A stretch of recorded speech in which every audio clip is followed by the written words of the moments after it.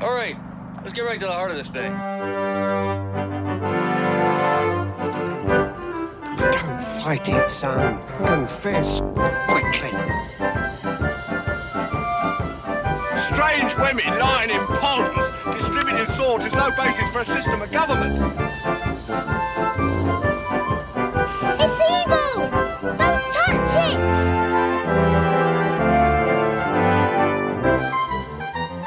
That was only one of the many occasions on which I met my death.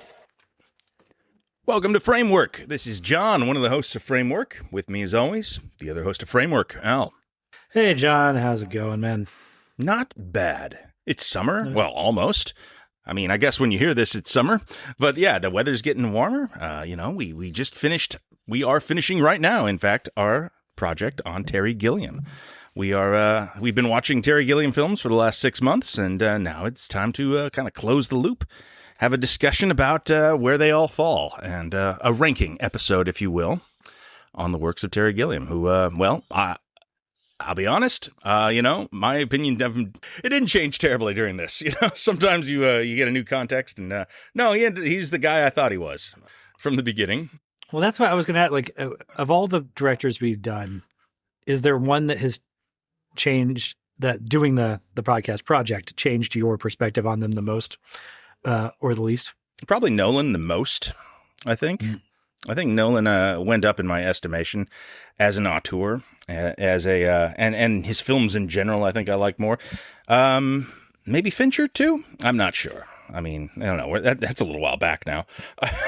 It's like 2021, I think. It counts. Yeah, wow, we've been doing this a bit since the pandemic. But I don't know. I always loved Gilliam. I was always determined that we would do Gilliam on this show at some point. And having done it, I'm just like, yeah, I still like his movies quite a bit, except the bad ones, which I knew I didn't like. And I guess I like the man himself a little less than I did, just because I've spent more time with him. But that doesn't really bother me exactly when we're talking about his films. Yeah, I mean, I would say this Gilliam probably suffered the most for me doing it this way. That my impression of him going into this was that he was a more his quality output was more consistently high than I'm realizing now that I just had naturally skipped several of the low points of the filmography. And I suppose that was kind of true of John Carpenter as well.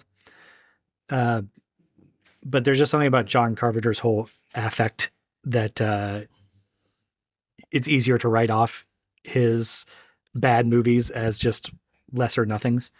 Whereas Gilliam's bad movies still have that auteur imprimatur that makes them hard to just shrug off. And so I have to kind of really dig in and hate them. Well, no, it's true. Ghost of Mars is a disposable film. It doesn't matter that Ghost of Mars exists. That's not going to affect your opinion of John Carpenter at all. It's you can just file that right into the outbox. Doesn't matter. It didn't aggravate me watching it the way that Parnassus did. Yeah, these movies are, he's going straight up his own ass. He's going away from, popular acceptance, away from mass appeal, headed straight up the own ass, and then sometimes that's okay for an auteur to do stuff like that. Martin Scorsese is better for having made Silence, but we don't really have a silence in the back half of this, really. And Carpenter is such a good counterpoint to Gilliam in that, because Carpenter's really notable as the auteur who lives most entirely outside of his own ass. That's true. Of anybody, because it seems like those kind of comes with the territory. The danger of going up your own ass, and that's there for, that was there for Tarantino, who we started with. I think it's kind of there for Nolan. Yeah, even somebody like Cameron, who's a populist kind of popcorn filmmaker. Something about the Avatar franchise feels like really. It's him chasing something that I don't understand the appeal of.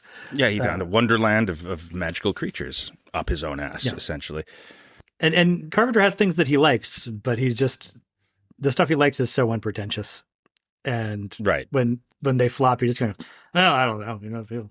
People go to bad movies all the time. I don't know why they didn't go to this one. Yeah. There's a couple of real stinkers in there, but it's hard to be mad at Village of the Damned, when you can just forget about it. it's a little harder to forget about Tideland. It's a little Yes. There's damaging things in some of these, and angersome things, and stuff that'll piss you off in a way that only an auteur really can do. And yeah, well, Tideland's a good place for us to start. Because we always go from the bottom of our combined rankings to the top, and we both put Tideland as Terry Gilliam's worst film at number 13. Uh-huh. I think there's technically better, I think it's a better made movie than some of the other movies on this list. It cuts together a little better, it's just as a piece of craft, I think Tideland is better made than, a couple of next films we're going to talk about, but perhaps, but I think it's coming from source material. It's just kind of misbegotten in a way that it would seem the others all. There's, I don't know. The Imaginary of Dr. Parnassus to me is also kind of broken to the source, the fundamental story level. But there's a little more going on there. It's not as miserablest as Tideland is. And we talked about it in that episode, but the sort of miserablest material along with the Gilliam aesthetic is a deadly combination when there's this little humor to it. I mean, I almost feel like they don't understand, or Terry Gilliam doesn't understand how miserable that film is. I think there is, to some extent, they can't really, it doesn't feel like they're acknowledging that they made a really upsetting, really unpleasant film. I think that on some level, I think it's a fantasy adventure. And that sucks. That's how Gilliam talks about it. Yeah. Yeah. Because it's a real upsetting bummer is what this film is. It's really awful to watch. I hate it. I hate this fucking movie.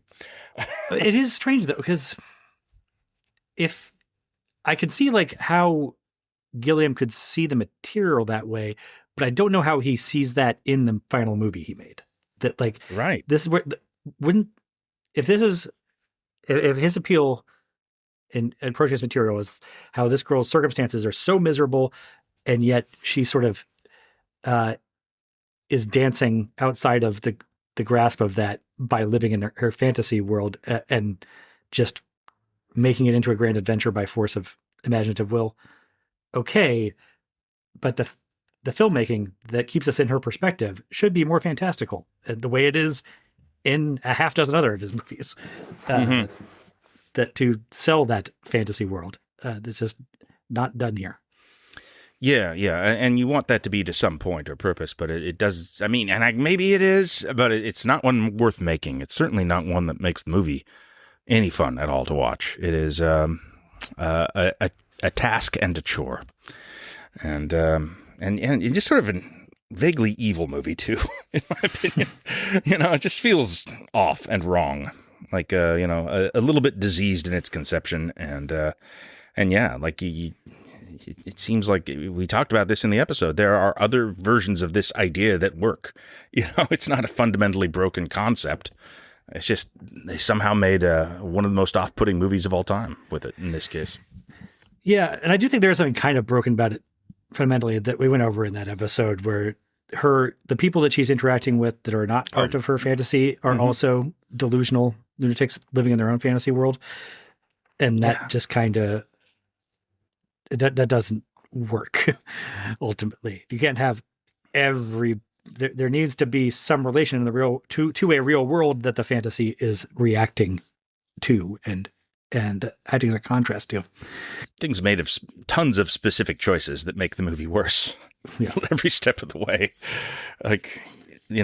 Performance decisions, aesthetic decisions. As a structure, it's busted. It breaks its own dumb rules sometimes, I mean, just top to bottom, a frustrating thing. Yeah. So as we move on, we both have the next two flip-flopped, whereas I let Brothers Grimm edge out The Imaginary of Dr. Parnassus for the 11 spot. You have it reversed, so that Grimm is in the 12 spot and Parnassus is number 11. Sure.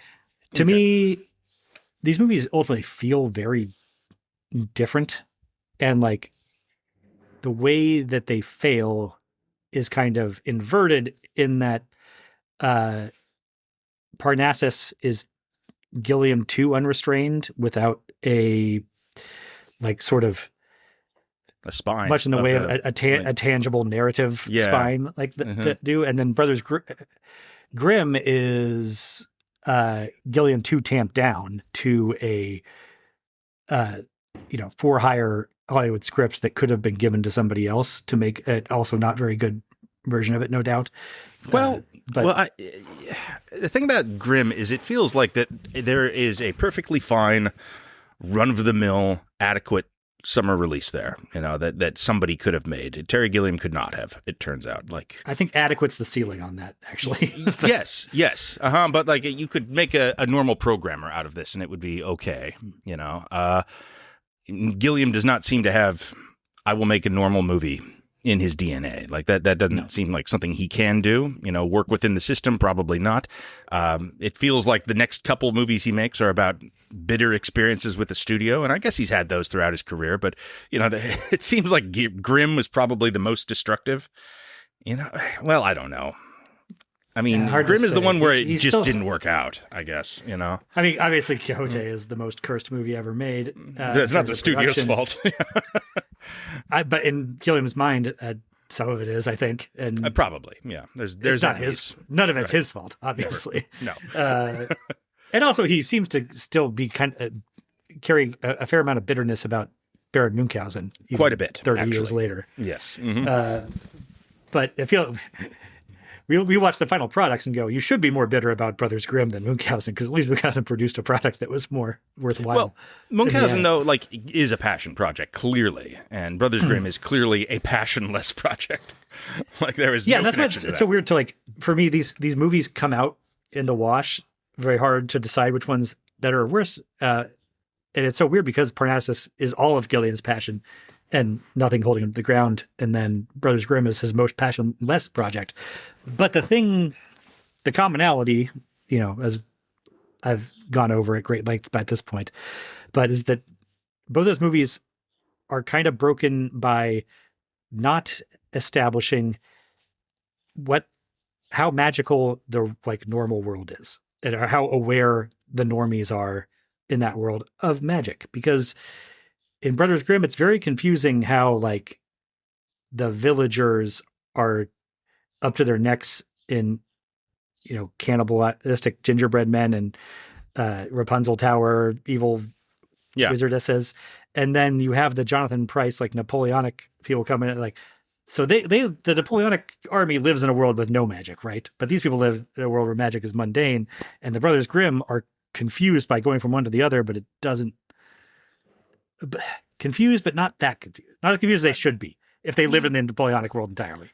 Well, there is an age of reason kind of thing. He likes to set his movies there because it's, sort of the end of a lot of superstition.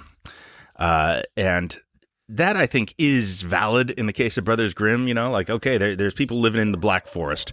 They, even if monsters don't exist literally in there, it's full of wolves and other things that'll kill your kids and stuff. So, it is a world and a worldview that cultivates superstition.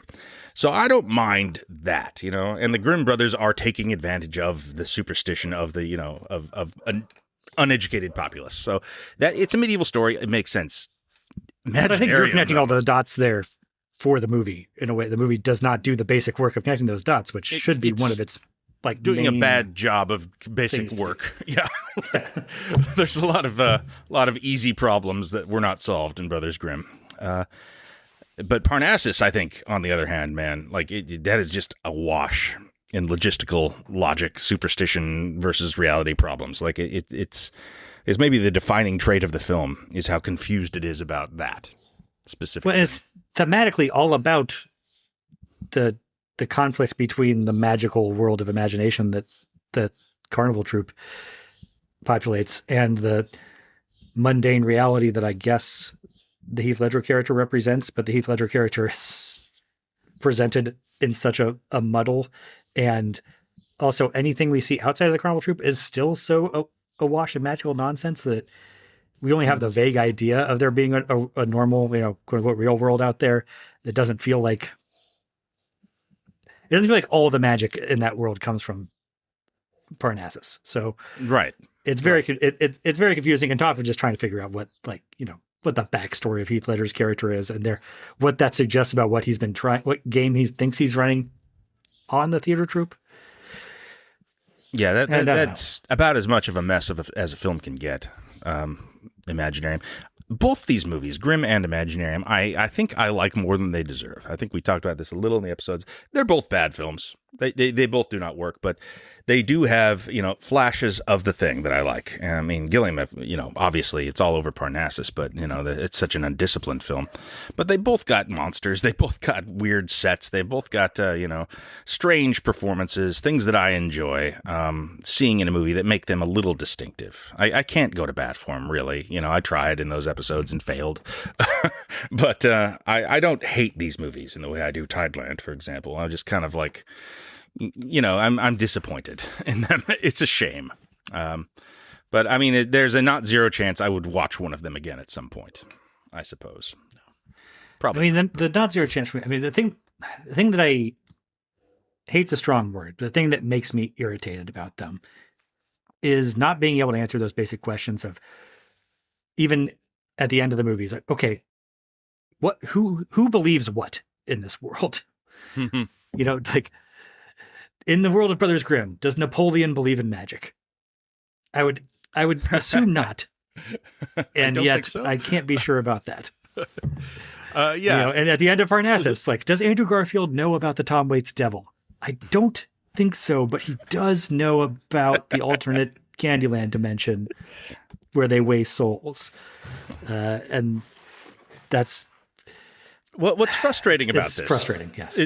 What's really frustrating and why it sticks out so much in the context of these movies is that he's kind of like nails this exact thing many times in his best films. Like the difference in the gap between reality and fantasy.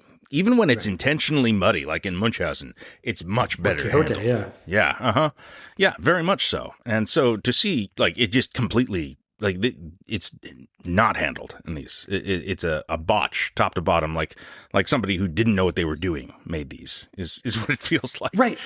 I think the extra frustrating thing about it, like, it's not the easiest thing in the world, the balance to stretch and all that. However, he is, earlier in his career, he does it as well as anybody. He's shown so many times that one of his best skills. Yes. And then to lose that skill for this stretch later on is really aggravating. Mm-hmm. Yeah. I think more than anything, that is probably what makes the back half of Gilliam so disappointing and disheartening and difficult to run a podcast about, where we talk about each individual one in a way that is interesting. Becomes harder because... Well, I don't know. I mean, maybe that helps just in that it is so overtly frustrating, but the experience of doing it was a bummer. Yeah. Well, so from here we have our individual lists line up entirely between 7 and 10, which means from simple enough 7 to 13, okay. The only difference we had was, what do we put below? Do we put Parnassus below Grimm or vice versa? So. Our consensus is from here, Zero Theorem is number 10, which is maybe one of the easiest ones to place here. It's handily above the bottom three. Yes. And yet... it's certainly not going any higher. It's weird to call uninspired or rote in a way. Like, only within this Gilliam filmography podcast thing can this feel like an uninspired sort of, studio for hire job. I don't know. And yet that is how it comes off here. Yeah. I don't know if those are the words I'd go to right away. There's so many other things going on in this, but it's certainly not inspired. You're right. And even rote feels a little off just because it even doesn't even feel like his other movies. I mean, I guess Brazil a bit. No, it's not. I think it's because somebody else wrote the script, but it feels like a script of somebody else trying to write a Gilliam strip. Yeah. I mean, we did talk about this in the thing. This is like the only one where the protagonist is like just not at all a Terry Gilliam character. Like, it does not fit his worldview. It does not kind of doesn't work at the center of one of his stories. And I mean, I think to some extent, Gilliam does have contempt for this character, but even that is a tricky thing to pull off in your protagonist, and I don't think it quite succeeds there. The world is interesting. The premise is kind of interesting. It does feel like they were combating a budget that wasn't big enough the whole way through, and it's certainly a weird movie in a kind of a unique, interesting way. Not a lot of films feel like Zero Theorem, but ultimately, yeah, man. It's No, but if there are any other movies that do feel like Zero Theorem, there are probably other Terry Gilliam movies that are significantly better than Zero Theorem. That's the biggest problem it has, honestly. Yeah. Well, that and as you said, the main character not fitting as a Gilliam protagonist. Right. And he's hard. That character is a really hard one to pin down because you're right. Maybe Gilliam does have some contempt for him. And maybe I do too. Be hard not to. Well, but I mean, this is maybe more damning in some ways. It just maybe contempt is too strong of a word because he's so ineffectual and solipsistic, and his I don't have a lot of respect for him. But contempt feels like not even worth the effort because his barely problems and hangups don't impose on anyone outside of himself, really, unless they come knock down his door and really try and insert themselves into his life. And I'm like, everyone does, yes. Yeah. That's true. He's not a hero. He's not harming a villain anyone because he doesn't do, He's not harming he's anyone not doing but himself. shit. Right, yeah. And that does make him a remarkably passive character, which, again, tricky. That's not an easy thing to make in your movie, but it is very much the point here.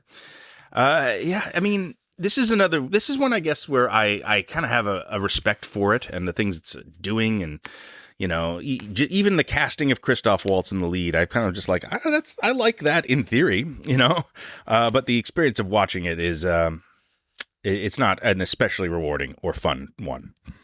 No. So then we go to number 9. We have Jabberwocky. Hey, okay.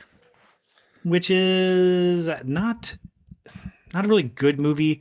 Nah. But it is one that maybe only Terry Gilliam could have made, and just one that you don't.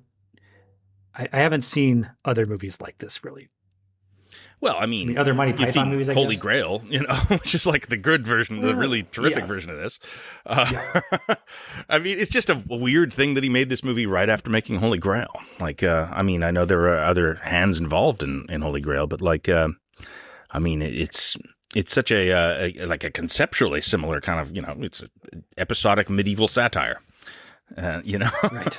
And yeah, it just isn't as patch on that one. I mean, it's a darker film, I guess, has a little bit more on its mind, I guess, but, I don't think that really makes it in any way superior. And that comparison, not unlike Zero Theorem to Brazil, I think is kind of the thing that ultimately makes Jabberwocky a minor work and kind of one you can get around to at your own time, It's certainly a minor. It's a minor work. I don't know why, because now that when you put it that way, it should bother me in the exact same way. Like Jabberwocky should stack up next to Holy Grail exactly the way Zero Theorem stacks up with Brazil. It's better than, I think it's a better film than Zero Theorem, though. Like just nuts and bolts. Yeah, maybe, or maybe it's just that it has a similar protagonist. It's enough of a goofy comedy that the nuts and bolts being loose doesn't feel like it's as troublesome to the overall product. That's true. I mean, if you laugh at stuff in it, then the movie is on one level succeeding. And I do laugh at some stuff in Jabberwocky. There's some funny bits in it. There is, and I don't know. I like medieval aesthetics in movies when people go all out to do up the costumes and the armor and the swords and stuff, and point a camera at a real, honest to God castle. It goes a long way, We could be Highlander 3 or whatever, but it still gets something for me. It really actually does a very good job of being evocative visually on a budget. Like there's scenes in there that are literally they just hung black curtains on around everything, and you have no sense of the geography of it, but it works. It's because it's doing a Dark Ages, inside of a room, inside of a stronghold kind of thing. So it adds to the aesthetic of the overall thing. It makes it feel more, of a piece of the time it's portraying, and you have a real castle that they walk out next to right in the next scene. So, and it's part of its take on the Dark Ages that it really is. It's a time where these people are living very blinkered lives, and like talking about how the castle is really like only a half mile up the road from where he starts out, but he's never been there his whole life, and that type of thing. Yeah. So this is kind of good at this point. Like I'm down with Jabberwocky. It's just sort of another one where it's kind of like doesn't really have a long term kind of footprint for me. Yeah, we're not to the point where I would recommend it to people who were not fans of Terry Gilliam. But it's a more interesting curio than the other ones we've already talked about. Yeah. And from there, we go to The Man Who Killed Don Quixote at number 8 for both of us. Yeah. That is kind of like Jabberwocky in that this is a not fully realized form of what Terry Gilliam is best at, but it is working at least directly in the wheelhouse of things that he is interested in and passionate about, and it's mostly successful. Yeah.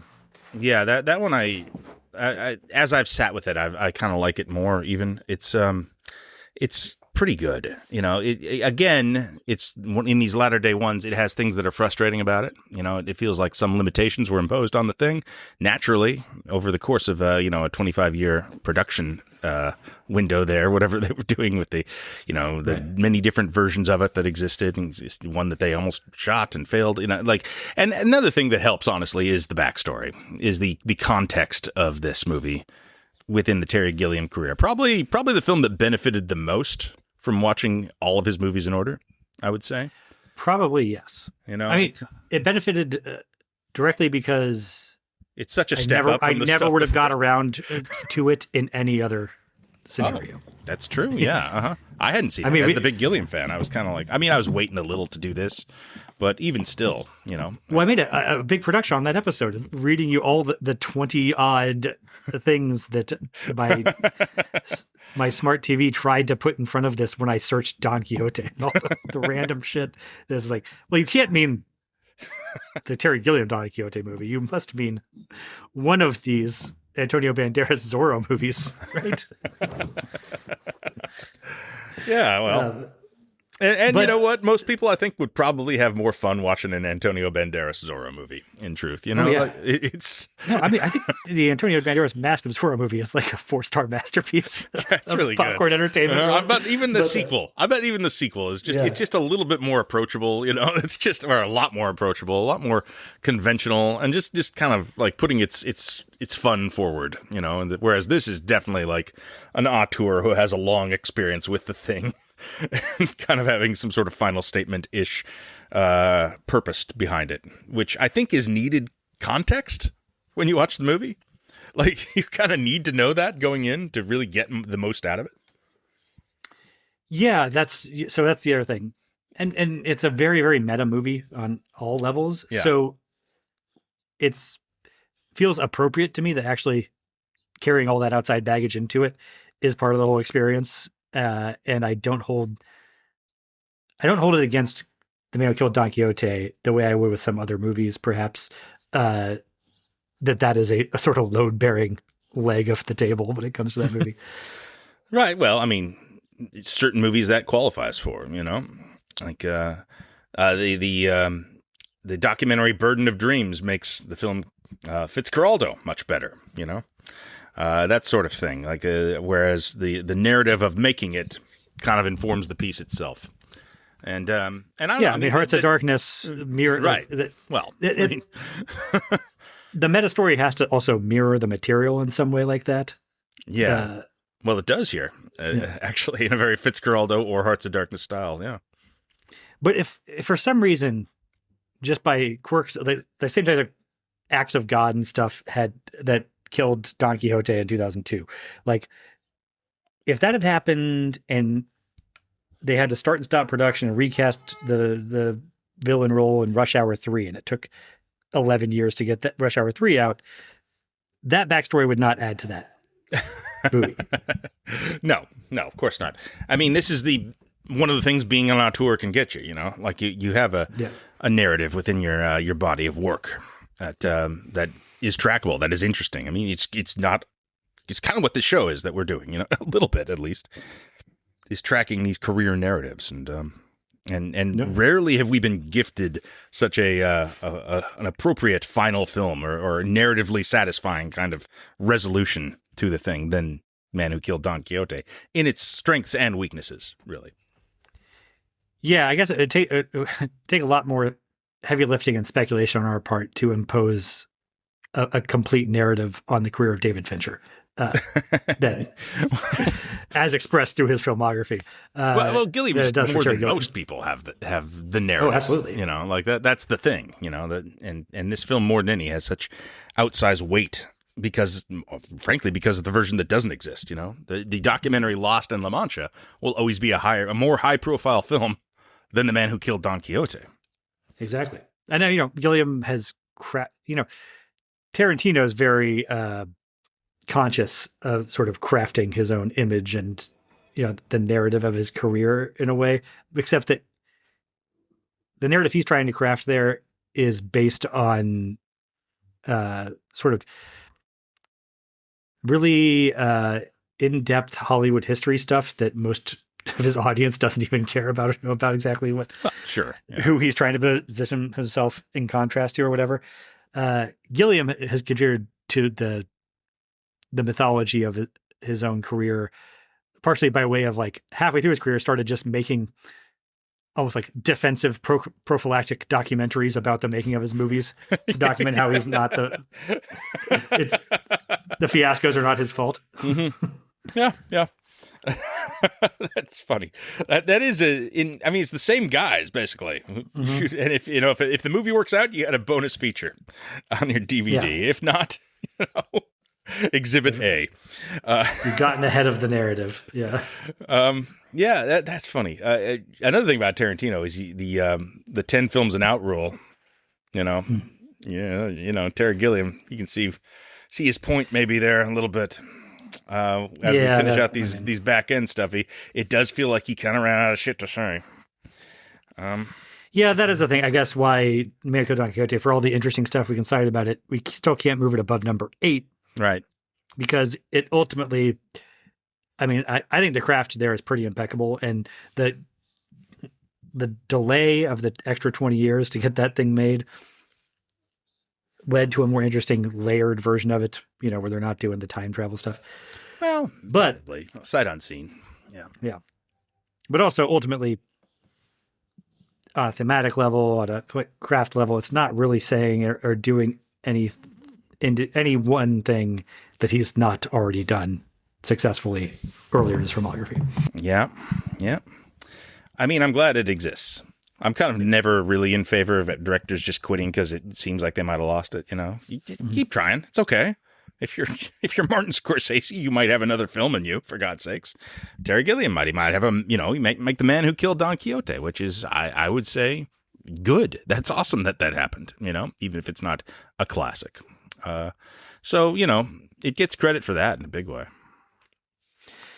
Yeah. Okay. So number 7, we both have Time Bandits.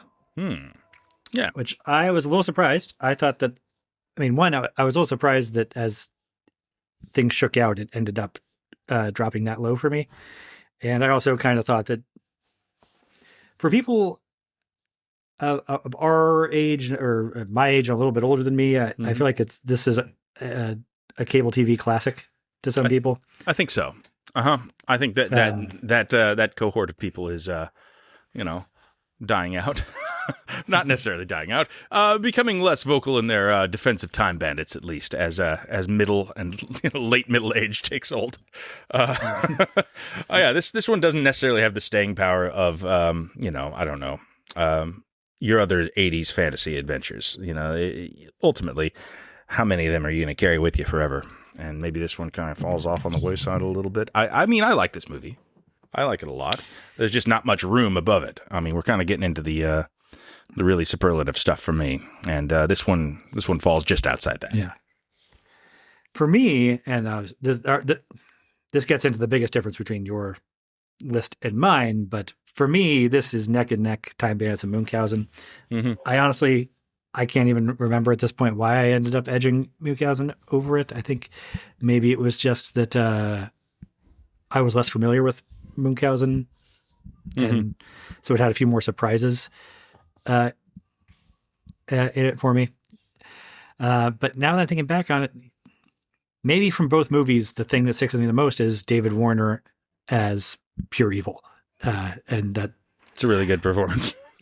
It's It's a really terrific piece of work, no question. a great comedy villain, which we've talked over the years about what an underappreciated art that is.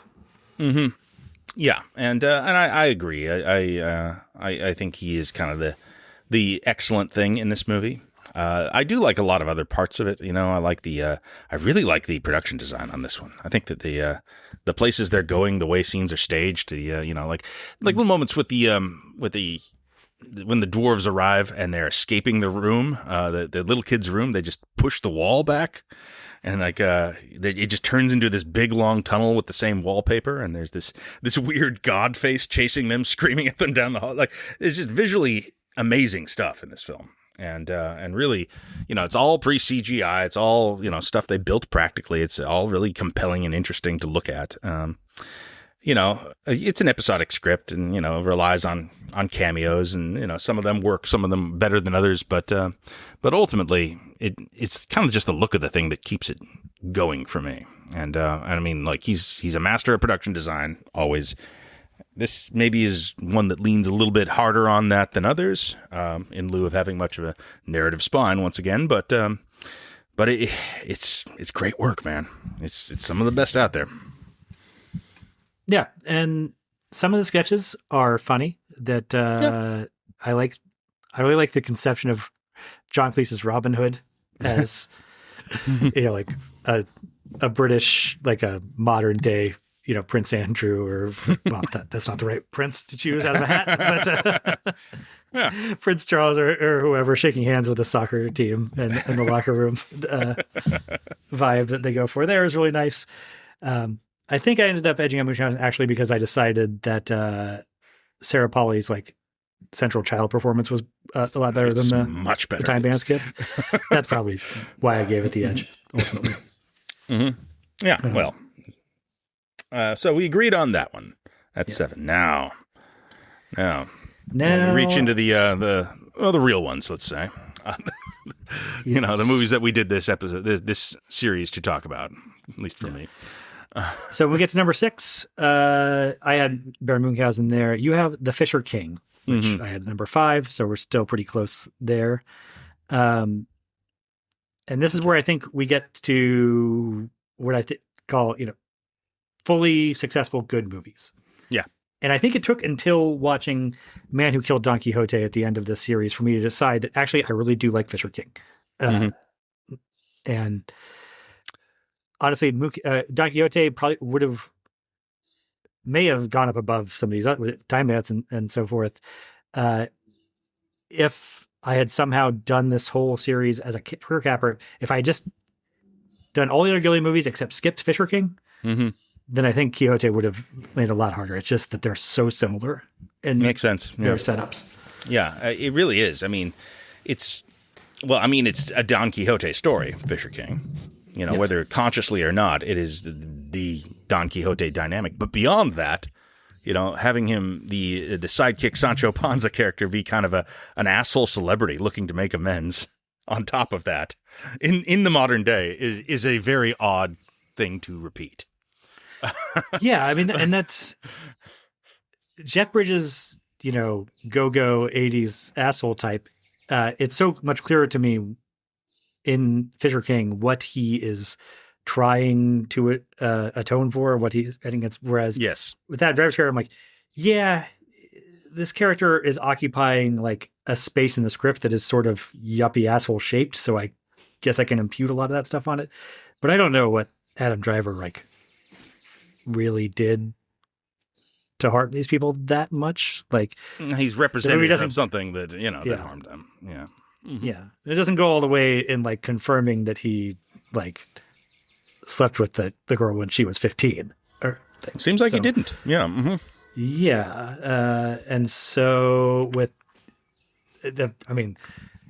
Bridges' guilt complex in The Fisher King is very overwrought with those circumstances. It's a bit of a melodrama, but it's clear. Yeah. It's a little bit like constructed, yes. Yeah. But that's okay. Melodramatic has a bad name. I think it can be used well, and in a sort of magic realism version of New York that is influenced by Arthurian legend. That's fine. That's good. Even do that there, and it does have some really good character work. As we said in the movie, in the episode. Characters that do sometimes seem to inhabit different stories. Like the Mercedes Rule character and the Amanda Plummer character seem like they're out of completely different like tonal experiences, but then they have a scene together and it's a really good scene. Yeah, and that scene also reflects the differences in those characters' experiences and how they would not be in a room interacting with each other if it weren't for some of these other strange, kind of contrived circumstances. This is a New York thing, by the way, is that you are constantly having conversations or experiences in the city with people who are like way above or below your economic strata. It's just part of the thing here.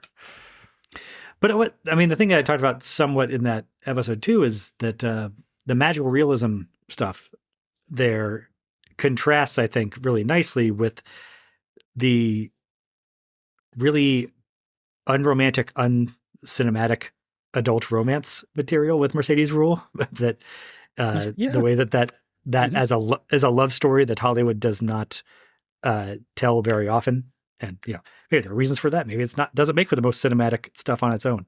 But that contrast with the over the top Robin Williams stuff is interesting to me. And there's room for if that. The Man Who Killed Don Quixote had any supporting characters who were either as real and affecting as Mercedes Rule or just as striking as the Michael, what's his name? From like Evening Michael Show. Jeter. Yeah. Jeter character. Jeter would have been good in Don Quixote somewhere. I think. But Don Quixote would have stacked up better, I think, if it had anybody outside of the core leads that was at that operating at that level. I think Fisher King's really well made, really well put together. It's a good film, a lot of ideas, a lot of fun things, and I love this movie.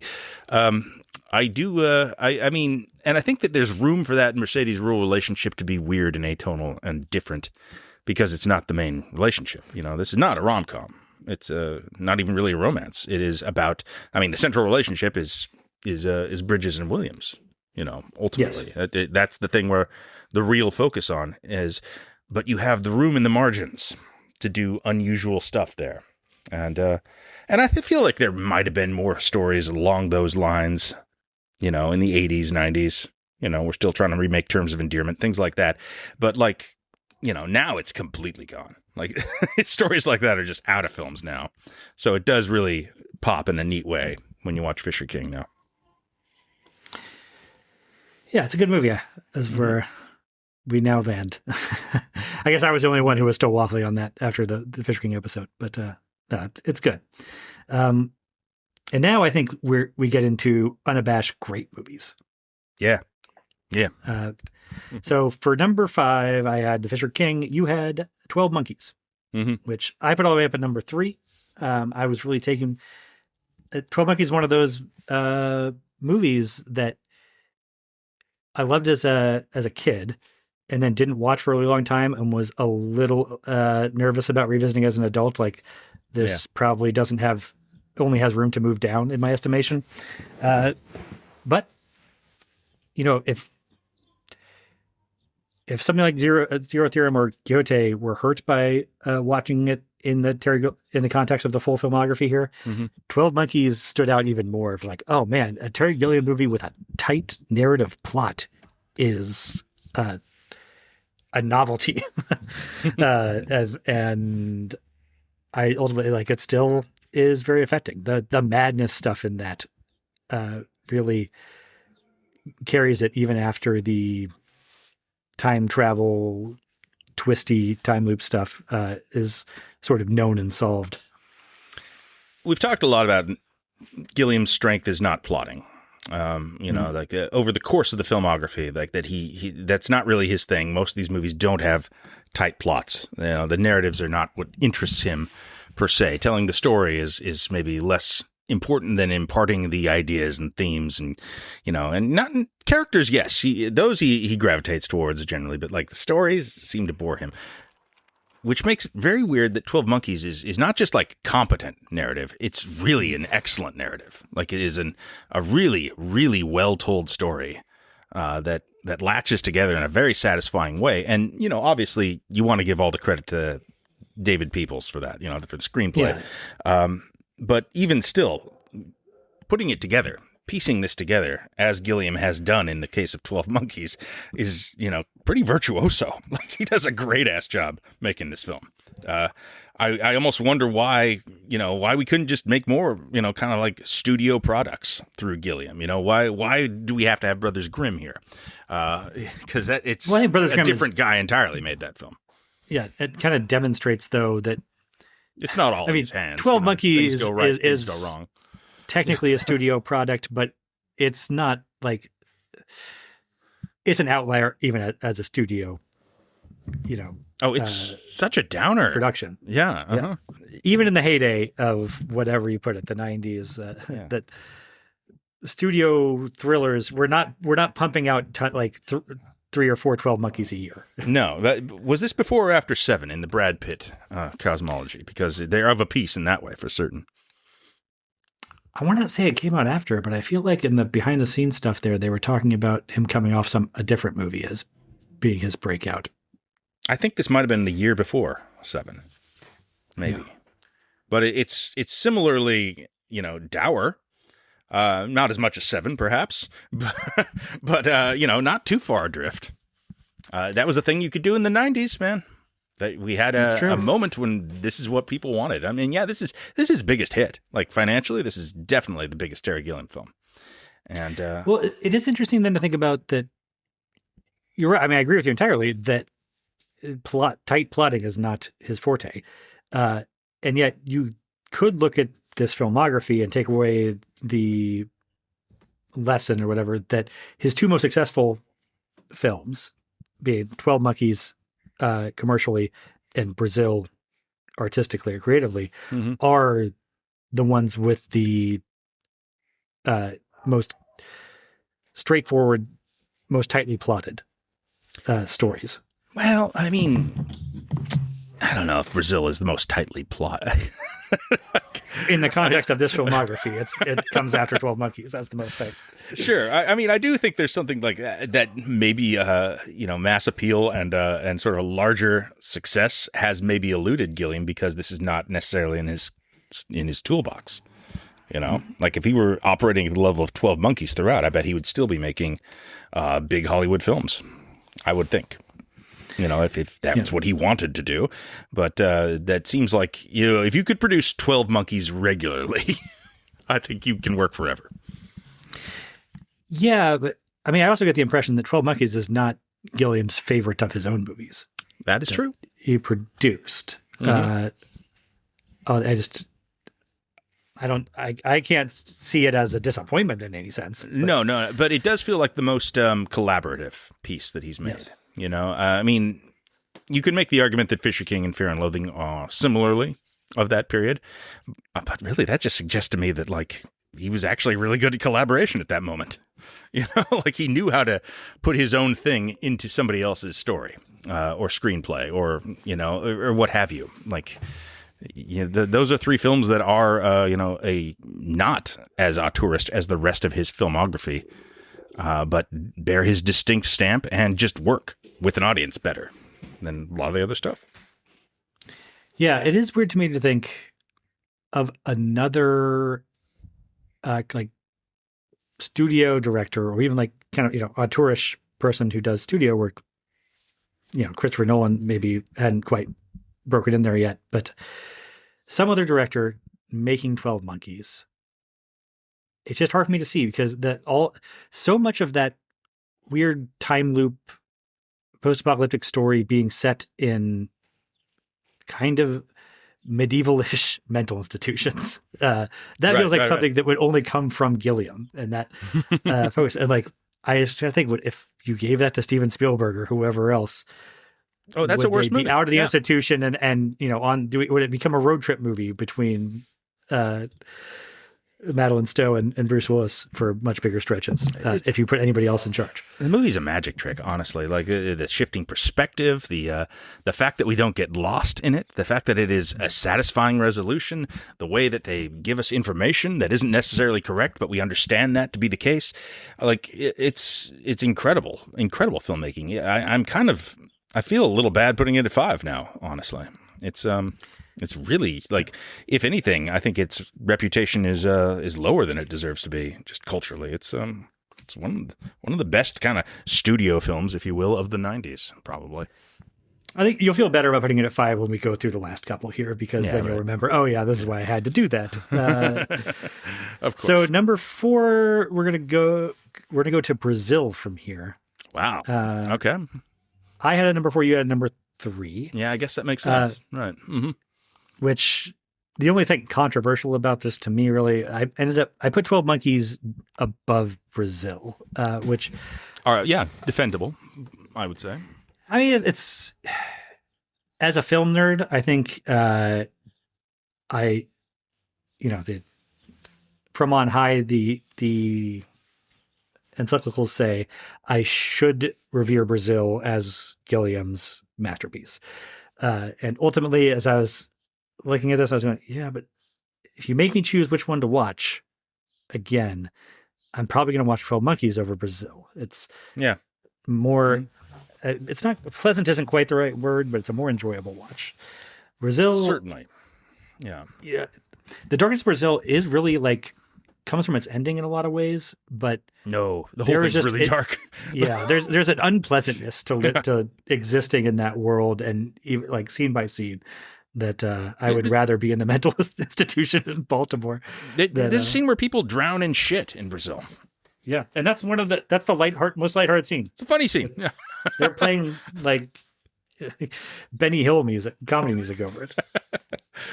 I mean, look, it's just a real hard edge kind of movie, man. It's one of the cooler kind of great dystopian sci-fi things out there, because it really has the courage of its convictions. It is not at all kind of making any sort of concessions to being approachable or fun. It's just hardcore what it is about, and they go so far over the top with the design of this film. They over deliver in every regard. There, everything that you see in this movie is just incredible to look at, and not unlike what I was saying earlier. The production design is all timer, Hollywood classic stuff, and it is also a film that kind of is its own cultural touch point. Even if it wasn't a huge hit or anything, it means a very specific thing even now. Absolutely. It completely defined a certain kind of dystopia. Yeah. That only feels more relevant over time as, we get into this just tech bro newer hell. And grimmer phase of tech bro hell that we're moving into, and how it's data centers would fit right into the world of Brazil. Yeah. Absolutely. You long for the Terminator future. Yeah, then everything burns at least. Yeah, we could shoot at the robots or something versus just everything just sucking. Yeah. And just being kind of incredible, miraculous sci-fi technology that just fucking sucks to use. Yeah, that's great stuff, man. It's so fun. Because that's the thing, it's a weirdly funny movie. Oh, yeah, no, it is. Well, on top of that, it's a Don Quixote movie. Oh, yeah. And they all are kind of. Ultimately, it's a much better, it's the best Don Quixote movie that's ever been made, probably, which contributes to the feeling that by the time Gilliam actually makes his Don Quixote movie, he's already kind of done it better twice. between Yeah. this and the Fisher King. Like you're not going to get a better. I think you could make the I mean- argument that I mean, my Munchausen God, and Fear and Loathing and 12 Monkeys are also versions of Don Quixote. Yeah, in different ways, but also, you explained to me a little bit about the Cervantes novel of Don Quixote and how it just kind of sputters out to an end there. And Brazil ends up with the perfect capper to a Don Quixote story that nobody does. is ever going to top, because that is the best, strongest ending capper you can put on the story of a Quixote figure. There is something so satisfying about a properly delivered downer ending. Like when you see a movie where it just sort of lands in a bad place, but you're just like, that's good. That's good. And it's a really difficult thing to do. You have to have the exact right amount of empathy for the protagonist for, 12 to Monkeys play. kind of manages that too. Yeah, it does. Like he's really good at this particular thing. And yeah, it's one of the all-time great endings in history of movies. I guess that he's really good at it with these two movies that have those tight plots. Not a that bad pay it point, on yeah. narratively. Yeah, Like Zero Theorem, I guess, has an ending like this. Doesn't really mean anything by the time you get there. Yeah, exactly. Like, I'm not even sure what happens to him at the end of that, honestly, and I kind of don't care. No, I don't either. Right. I think it's something kind of similar to the Everything Bagel from Everything Everywhere All at Once, but you ultimately don't care whether that Christoph Waltz guy is happy or sad or lives or dies. It's not going to affect anything in that world. That's true. Yeah. And I guess the moral of Brazil is that Similarly. what happens to Jonathan Pryce is not going to affect anything in that world too, but that's a gut punch. Yeah, I mean, you've kind of figured that out from like the first 10 minutes of Zero Theorem. Yeah. But He never goes, the Cohen character never goes through a time where he's like considering being a revolutionary. no, yeah, well, that's the thing. That's why it works, is because he's striking out against the system ultimately for selfish reasons that are ultimately unfulfillable and unsustainable. But yeah, like he's taking an active role in rebelling, and that I mean, at the minimum, it's an engine that runs the movie, So it's got that going for it just structurally, but then then beyond that, it's just the world itself and the experience of living within it for 2 hours, and yeah, I mean, it's not fun exactly, but it is kinda. I don't know. There's a satisfaction to every little thing that you see in this film. I mean, yeah, this is fantasy, but not in any sort of idealized way. Although you get that as well, but for the most part, it's it's. But the balance between the fantasy that's the character's fantasy and the reality that he lives in is so clear and sharp, masterful. Yeah. Mm-hmm. Yeah. And because it's a different world, like it could break the whole thing to have such a weird looking dystopia, full of all sorts of strange science fiction inventions that's so dissimilar from our own world. But then he manages to have a fantasy world that stands up on its own and yet is different. It feels like it came from the guy who lives in shitty dystopia, but it is uniquely his own as well, with a lot of like. Kind of like inspirations from Renaissance art. And then there's a giant samurai. It's just so creative, and it feels correct. It feels like it is an authentic reaction to the world he's in as well. Yeah. Something else that I think works really well in Brazil, and maybe this is an element that does not work as well in some of Gilliam's lesser movies, is putting this is a little hard to explain, but the over the top supporting characters, because they have to be expressions of the world that they live in. Yeah. But that world is also supposed to be grinding and monotonous and shitty. So there would be one temptation to make all the supporting characters really drab, but instead we have his mother, who's this over the top grotesque, like the witch and weapons almost. And, or Ian Holmes really over the top servility in the face of the corporate dystopia. And somehow though I guess maybe because the protagonist is kind of such a bland everyman there, you need them to jump out, and somehow those performances being so big only provides a sharper contrast with the shittiness and griminess of the world that represented with. Well, I mean, they are all reflective of it, good and bad. Like, the Bob Hoskins character is such a malevolent fucking golem of the state there, and the Michael Palin torturer is such a fascinating, evil guy that, who has just made so many internal compromises, but it's all compartmentalized in such a way he can still be like an excellent father to his kid. Like, all that stuff is so much fun. All these supporting performances fill out the world. They all give an impression of what is going on beyond just the scenes we're seeing. The extent to which the dystopia has basically formed and shaped everyone's fucked up psyche. The De Niro character as well. Stands as a hero for, as a Robin Hood figure for what? For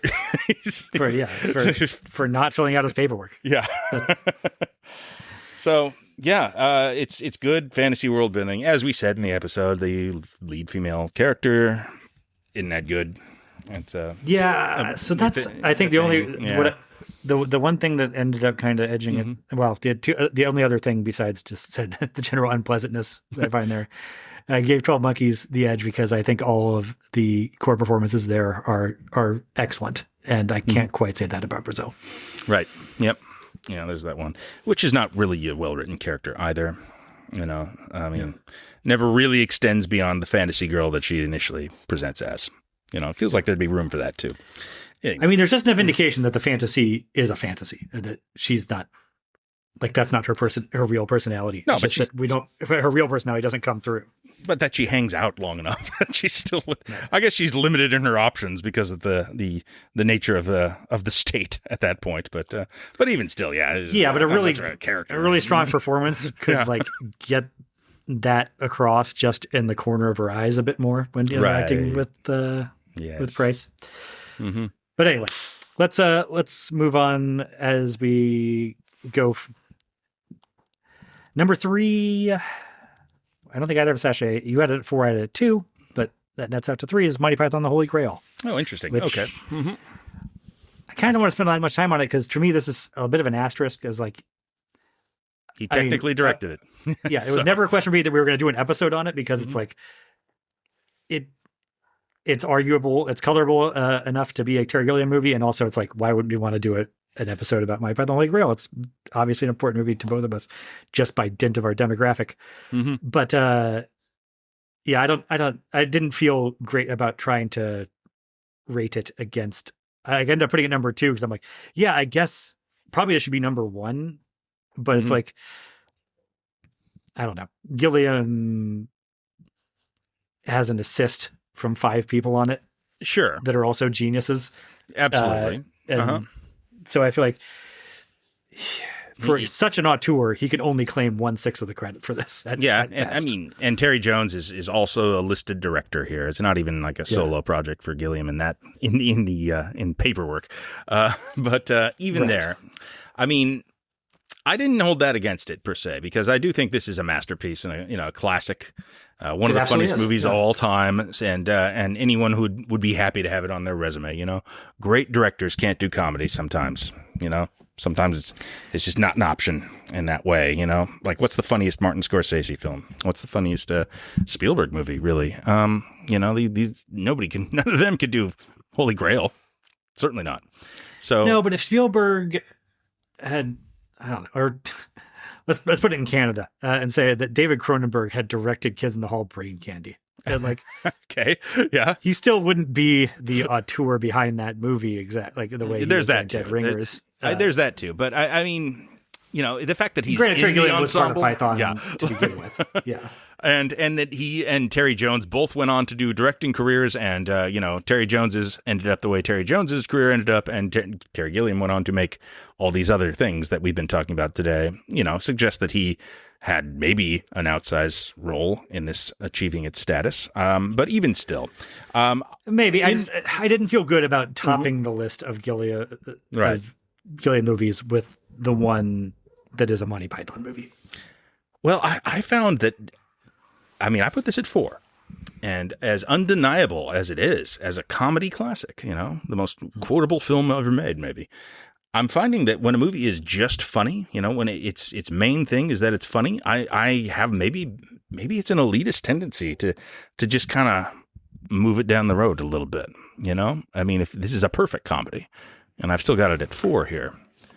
And I'm wondering, is there a pure comedy that I would say is one of the greatest? But it's not that for something like, maybe it's probably like Airplane 2 or something, but to something like Holy Grail, the fact that it's just comedy does not strike me as...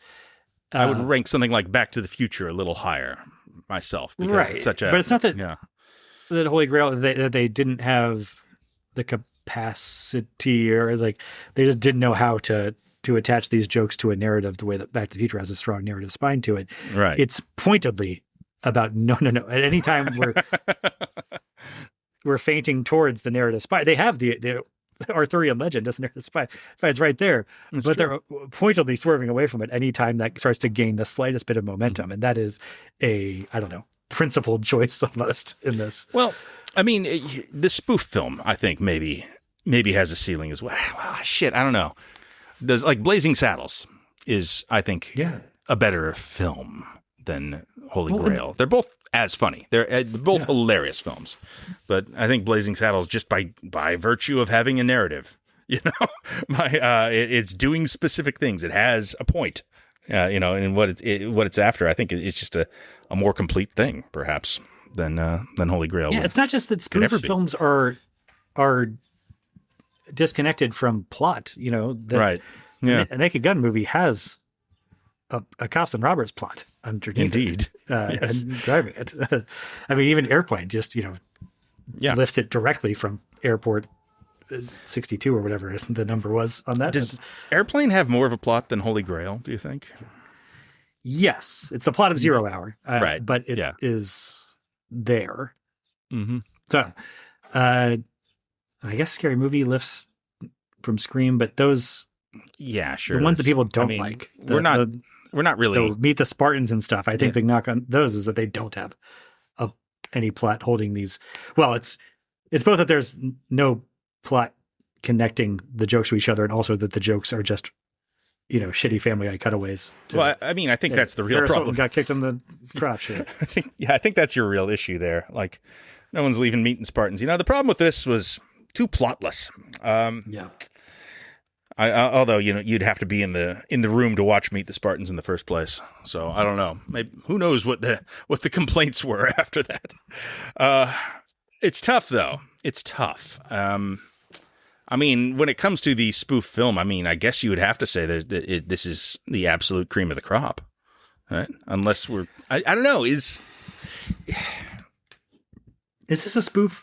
Is it a spoof or is it sketches? Just sketch comedy? Yeah. I don't know. Is the definition of spoof that there is an identifiable sort of movie that you're riffing on? So like High School High is a spoof of Dangerous Minds, but also, other things in that whatever. And then Airplane is a spoof of Zero Hour, but also Disaster Movies more generally or whatever. But I don't know that there's a single movie that Holy Grail is riffing on. It's almost a spoof of literary conventions rather than a cinematic genre. Yes, I would agree with that. And it's even more sketch based than all these other films we're talking about here. Well, I don't know. Those the date movie, epic movie, those are probably pretty sketch based when you get right down to it. But I don't know. You know what? There is a narrative in Holy Grail, at least. There is the story of Arthur and his knights searching for the Holy Grail, and it comes to a resolution. They look for it and they get to the end, and something happens. Oh, but it's an anticlimax. It really is. Yeah. But I don't know. At the end of the day, none of this matters. It's just a hilarious film that will live in the soul of every 11-year-old boy of any age forever. So it's a classic, deserves to be. And yes, I guess I can kind of be like, another reason why it's number 4 on my list is that it seems like much more of a collective kind of thing rather than an auteur thing, as the rest of his filmography clearly is. Right. Well, they don't get a lot more auteur than your number 1 pick, which I had all the way down number 6. This is the biggest difference, is The Adventures of Barry Munchausen. Touched on it in Time Bandits. This is a movie that only Terry Gilliam could make, and I kind of appreciate it for that. But it's much more important to you, so you have the floor. Well, I mean, I went on and on in the episode. I think I compared it to Wizard of Oz, I believe. This is my it came to me at the right time kind of thing, I guess. But I do find this film to be endlessly rewatchable and rewarding upon rewatch. Like, it took several times to really even have like a cohesive argument about what was going on in the movie. I think it's fairly straightforward at first blush, but then when you try to like answer questions about what's going on, there's some real theory crafting you got to come up with here. I enjoy all that. I find it really provocative and compelling and exciting to kind of, let your imagination work here and figure out what this movie is really doing. In just individual sequences are just some of the best shit ever, man. It's just some of the most amusing performances, brilliantly conceived environments. The entirety of the moon is so not what you would expect to see up there, it's just such a creative playground, top to bottom, and yeah, this is imagination on film for me. This is as good as it gets. One of my favorite films of all time. A top 10 movie for me. Not for me, but not for most people. I understand this. It's okay, but it is. Okay, maybe this is one question to ask here. Please. What is the most Terry Gilliam movie, ultimately? What is the purest strain of his obsessions and craft and all that? I mean, I actually think that the most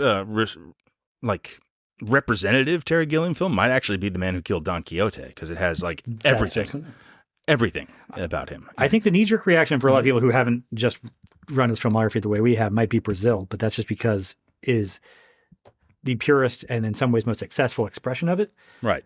But watching them all together, I think it comes to a race between Munchausen and Don Quixote as to which one is the purest, unfiltered expression of him. Well, Munchausen is the more satisfying version of that. So I think I would probably, if I'm answering that question, anywhere to somebody who really, might be affected by my answer, I would probably say Munchausen is that's the one where you get it all, because it's all the stuff that's good, really.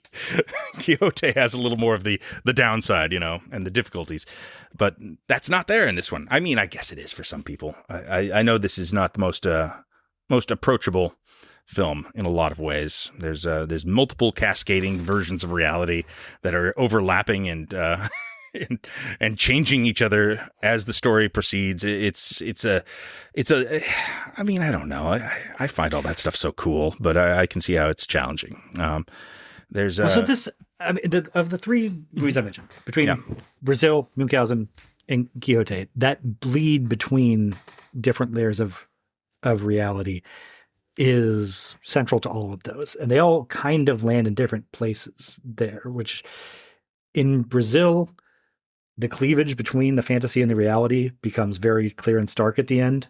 Yeah. And devastating. And then in Quixote, I mean, I guess it's the same as the Brazil ending in as much as it's the character who was sort of drifting between the two realities gives themselves over entirely to the fantasy at the end, but it's presented as more of a happy ending rather than a devastating one in Quixote. And then in Munchausen, it is the fantasy overtakes the reality. Yeah. Or that the bleed is such that it goes, it's more of a two-way street, that the fantasy can overwrite what the quote unquote reality of the war with the Turks there is. And that to me, maybe it's Terry Gilliam at his most optimistic. It's early enough in his career that he's optimistic about the capacity of art to ultimately, affect real change on the material world. One would hope. I mean, that is the most optimistic reading. I don't tend to think he is an optimistic guy himself. No. You know, I mean, I've always kind of taken it to be that there is a meta quality to it, which is that it ends happily because it is a story. And ultimately, a story is something that the Baron has control over. Like he has control over reality, at least as presented here. And his stories, if enough people will listen to them, enough people will believe them, they override reality itself. And that's weird shit, man. But it's not necessarily as really. optimistic. Like, I kind of think that that's true. And like there's a sort of pie in the sky version of that, which is that sort of art conquers all or whatever. And I don't think that's it. But I do think that you can kind of interpose, like, it can be art or it can be propaganda, or it can be art or it can be lies. Sure. Another way of looking at it. Okay, and I do think the story that is believed by the most people ultimately that's is history. what shapes material conditions more than, that is what becomes history, ultimately. And so it's not so much that, the Miguel Cervantes of the world, the artists control, actually wield all the real power.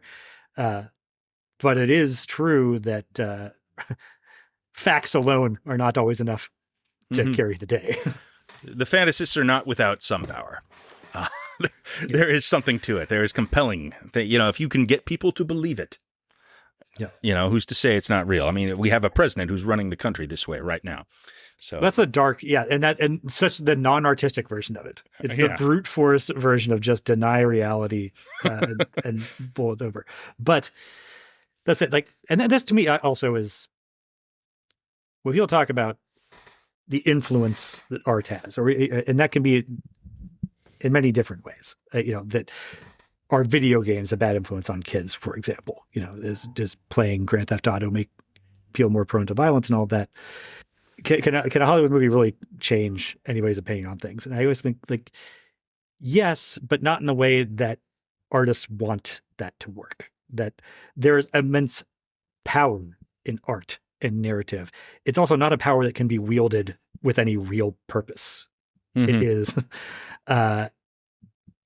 you can't, driving Miss Daisy is not going to be the thing that makes people not racist because they get to the end of the movie and the character declares, boy, I was sure silly to be racist. And everybody goes, yeah, you know what? I was too. That's not how it works. Well, it probably does work for somebody like that, though. That's a thing, I'm sorry. Maybe it's not a great point. Much more significant, though, is that if you get 50 years of consistent Hollywood product that presents racism as a villainous trait in all kinds of stories that aren't necessarily just about one person's struggle with racism, but the bad guys need a weapon too are coded as bad because they are racist. That does shift cultural values and perspective over time. So there's immense power there, but you can't wield it with a scalpel. It's just the fan on the back of a fan boat. You can just blow in one direction, and you're not going to land anybody exactly where you want them based on that, but you're going to move things generally away from this area. So anyway, how that relates back to Baron Munchausen, I have kind of lost track of. Well, no, I mean, that's all of Gilliam in this sense, though. Like that, I mean, in that sense, maybe Munchausen is the representative film in so many ways. It's a film I'd recommend to anybody. This is the kind of thing I think people should see because it's such a unique experience and such a creative environment and so much visual imagination and stuff that may end up resonating with you forever, which it has for me. So that in that sense, I want people to experience this film. And I do think most of the things that are interesting about Gilliam are represented here in some way or another. And and the upbeat ending is thank God for it in the context of this filmography. I mean, it's nice to have one where it all works out. Yeah. It's also, I think, personally helpful to this is the one where he I hate to even refer to it as a Me Tooing because that has connotations that are not really there for what was, the Sarah Pie situation was there. But if she had that experience and brought all that up on a movie that had a downer ending, it would be even worse somehow. Yeah. But that it was at least pointed towards a more uplifting, noble goal or something that makes it feel a little better or about his intentions. I mean, the thing is, like, even in the context of that article, she's just like, and I actually do love the movie. I think the movie's really great, and I'm really proud of it, and at least as a final product. So, that gives it a bit of a, at least it's a film that meant something to people. There is that. It is. I don't know. I feel like this is probably stuff that's happening in every Terry Gilliam film to some extent. Sarah Polley just happened to be in a position in Hollywood where she could tell that story at that moment. But, I think it's probably just how he operates in most cases. Yeah. Well, and, doing all the exact same stuff with adults is not as concerning as it is. That's true. Because the adults are capable of, signing contracts of sound mind and giving informed consent and stuff, but with a kid you gotta treat him differently. Anyway, it's a movie that does not have a very uplifting ending, and I would not recommend to everybody, but is my favorite overall Terry Gilliam movie. That's Fear and Loathing in Las Vegas. I'm very happy this ended up at the top, honestly. This is as much as I love Munchausen, man, I'm pretty close on it with Fear and Loathing. I mean, the 1-2 punch of these two films is, that is kind of enough to make Terry Gilliam in the short list for my favorite director of all time. Just, not many people have made two movies that mean as much to me as he has. And this one fucking rules, man. I love this film. It is, I think it's the best drug movie ever made. Yep. It's one that, an adaptation that it seems like it would have been impossible until you see this. Yep. And then you can't imagine it being done any other way, but also you can't really imagine it being done by anyone else. No. You can't imagine putting anybody else in those roles. Even. Despite not really feeling like a Gilliam film on paper, right. You wouldn't think this has a lot of similarities to the rest of his body of work. Turns out it does. It's not even that hard to determine, especially watching them all together. It's like, oh, yep, there's the thing he's doing there, it is a dismissal of reality. It's great, yeah. Maybe Madness. My favorite, exactly. And coming up after doing this with you for so many years now, like maybe my favorite part of this is when we come across one of these movies by a director where I always liked the movie, but didn't saw it as an outlier within their filmography. And then watching it within this context, because, actually now this slots in a way I didn't see before. And I had that with like Last of the Mohicans with Michael Mann. Yeah. And I kind of had that with Fear and Loathing here. I'm like, no, actually the thematic, like using drugs as the conduit to the fantasy realm is not something that he usually goes for, but thematically, ultimately, this is about the same stuff. It's about disillusionment. It's about fleeing from reality. It's certainly a reason people use drugs. Yeah. Yes. And by the biggest one. These guys are presented, as presented. That's why they're doing it. For the most part. Mm-hmm. But it's also inference, too. I mean, this is, again, a very funny movie, This does not explain itself to you and what it's really about. I mean, it's not too hidden exactly, but it's... there's no judgment on these characters. I think that's incredible. There's no narrative, really. Probably should be. Yeah. There's no spine to this. Like, we've complained about him, having trouble with the plot, but not an issue in this film, man. It is a benefit to it. And, despite being a hilarious comedy with very, very broad performances, there's a real incredibly spine. broad performances and so few jokes. Yeah. Jokes. Very few jokes. Still really funny. But it ends up functioning as a character study for these guys with a depth to it and a cleverness to it that is like, it's really like Gossamer touch, man, because it's not what the movie's about scene to scene. You get a couple moments that kind of, clears the lane a little to, deliver a monologue about the wave cresting, stuff like that. But for the most part, it's bits. This is as much of an episodic sketch thing as Holy Grail in some ways. Yeah, certainly in Jabberwocky. That's probably about probably a little less narrative cohesion than Jabberwocky. But it's about the entire death of hippie culture and the rise and fall of the 60s and the disillusionment of the 70s completely through the context of these guys on drugs in Las Vegas. Yeah. Wow. And a very, very strong evocation of a very tricky, specific author's voice, too. That is not Terry Gilliam. Yeah, the amount of things being achieved in this is, surprising when you really start to chart them out. And yeah, those performances, too. Some of the best all-time comic performances. It's a masterpiece. Love it. And yeah, Thompson and Gilliam, not exactly... Again, they don't the seem same simpatico, voice. Right? Yeah. Well, except in the way that they both have the same predilection for. They always have to pick fights with powers that they know they can't defeat. And Don Quixote figures, you might say. Yes, they are quixotic in that way. And Thompson points his ire in the political direction, and Gilliam focuses his resentment towards the studio system and the commercial realities thereof. But I think that's part of it. Is he's something noble in tilting at the windmill you can't possibly tear down with a lance. Yeah, it's a great thing to make stories about too. So, if you can back into a good story. Isn't that just? I'm not even sure that a good story is how I describe this. I mean, really, despite not having a plot, yeah. Yes, it's really impressive stuff, man. Again, that was a fun episode to do because we both somehow had never really discussed that film before, and found we had similar position in our lives. That was cool, and a great film. Besides, I just love that movie. I'm glad it's at the top here. Yeah. I still not sure if it's.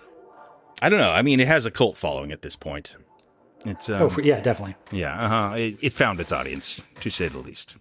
Yeah, so good for that. And I think it has survived relatively well, considering that it is completely defined by three men who all have had problematic controversies.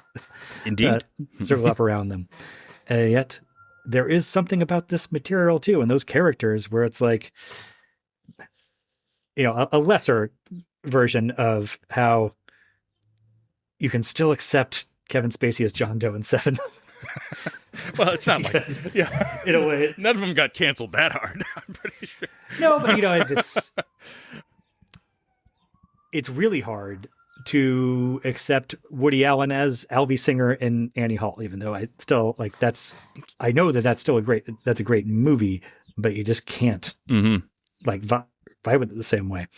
And those characters are problematic enough themselves that it's like, oh yeah, that even if you think Johnny Depp's a complete piece of shit, it's like, yeah, this isn't Atticus Finch. If Tom Hanks as a problem, then it in his personal life, it's going to affect how you view Saving Private Ryan. Yeah, I mean, I think Depp can play characters like this from now. That'll be fine. I don't think that's going to be an issue for him. But the issue is he can only play characters like this from here on out.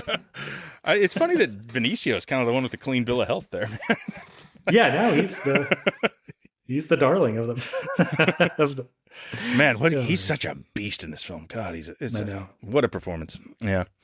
So that's a good one to have at the top. I'm very pleased with that, and I'm pleased in general with this. I had a lot of fun, of course, talking about Terry Gilliam, and I don't know. Did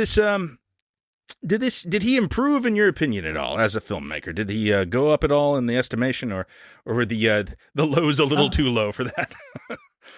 It's hard to say. I don't know if it changed the average line, the mean line. Yeah. If there's anything revelatory for me here, it's that his highs were even higher than I thought, and his lows were even lower than I had I'll take that. allowed myself yeah. to experience. I'll take that because, I will dismiss the lows, and still enjoy the highs. And yeah, I do think that this is a guy who kind of ran out of steam. I guess the one I could compare him to, the interesting one to compare, would be Tim Burton, I would say, who started off similarly, kind of making really, really distinctive personal films that had an incredible aesthetic to them, that audiences were able to find and enjoy. And then he just lost it. And he kind of went in the opposite direction as Gilliam, whereas Gilliam kind of went more into himself and more up his own ass and more into just being, an artist for himself specifically and cutting out audiences a little bit in that regard. He lost it in the opposite way. Is that and Burton Gilliam just was lost beaten himself down by circumstances and difficulties, and then with Burton, it's your classic Bane thing of victory has defeated you. Yes. Mm-hmm. I mean, his own movies were always more successful. He's making Batman and shit, but that maybe facilitated him kind of losing his everything he had as an artist, like his personal voice. He runs out of shit to say at a certain point. And so the aesthetics are still there. Yeah. Mm-hmm. And they start making more money even as he loses things to say, which, how are you going to learn from that? How are you going to grow from that? And Gilliam, on the other hand, is over here being like, I've got plenty more to say, motherfucker. And exactly losing the sort of infrastructure to make all that as palatable as it once was. Yeah. I mean, here's the thing though, I'm looking at this list here, and there's, a handful of movies that I think he could be very proud of and could not really have been made by other people. And the stretch of list I'm looking at on mine, that's, Time Bandits and Fisher King and Munchausen. But then there are 4 actual masterpieces. Yeah. And even if you strike out the Monty Python one, there's 3 genuine masterpieces that I do not think anybody else could have made. And even if you chase that with 10 shitty movies, that's still like a Hall of Fame career. It's like that's enough to, I hope when he is actually on his deathbed and is done working, can decide, you know what, actually, I am proud of a career that included at least this, and this. I don't think he can function with that type of, equanimity in his day-to-day life and keep working, which is what he wants to do. So fine, keep that, stoke that resentment, I guess, if you have to. But at the end of the day, I don't think he should be mad about this career. I think he should be very, very proud of it. Yeah, that's the thing. He's so bitter about Munchausen. I'm just like, dude, come on. You made one of the greatest films of all time, obviously.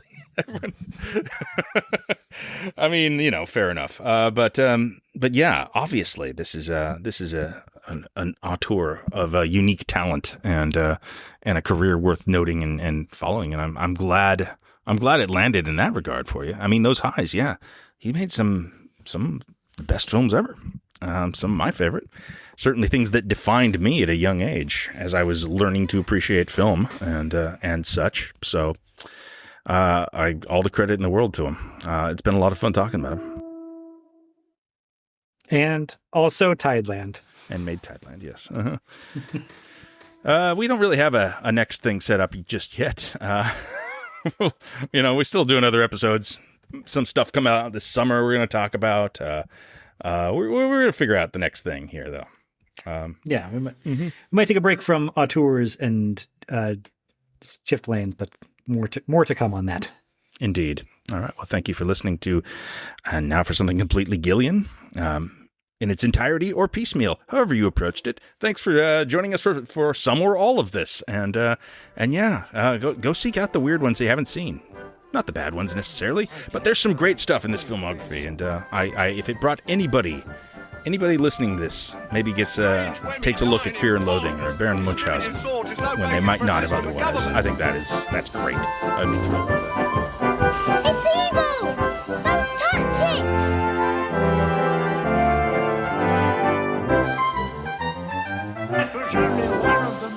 occasions on which I met my death.